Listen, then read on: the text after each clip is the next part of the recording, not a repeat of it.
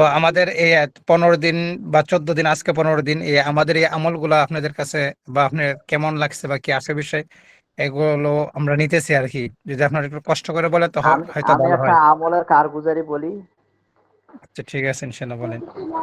যে কারগুজারিটা হলো যে কালিমাত জিকির দিচ্ছেন লা ইলাহা ইল্লাল্লাহ, হ্যাঁ, জি। 1100 বার ওভাবে পড়তে হইব। তা আমি প্রথম দিন শুরু করছি।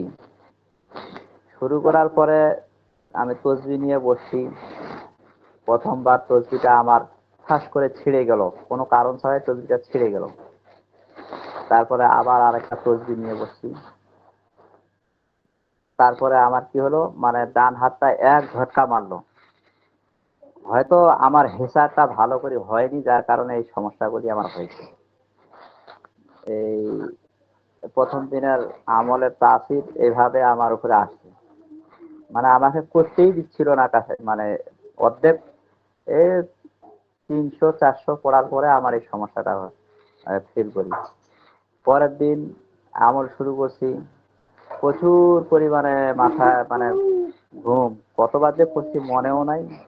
ওই ঘুমে আমি সকালবেলা ফজরের আজান দিছি, ওই বসাতে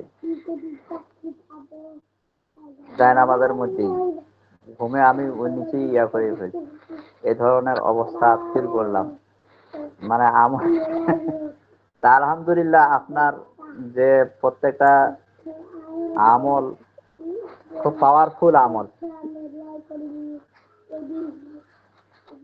যার কারণে এখন এটাই কি আমার সমস্যার কারণে এরকম হচ্ছে না কি, আমি তো আমার সমস্যা বলতে আমি কোনো মানে এগুলো বুঝতে পারি, কিন্তু আমল বিশেষ করে আপনার আমল করার সময় আমার এই সমস্যাটা হচ্ছে কেন, এটা আমি জানতে চাই।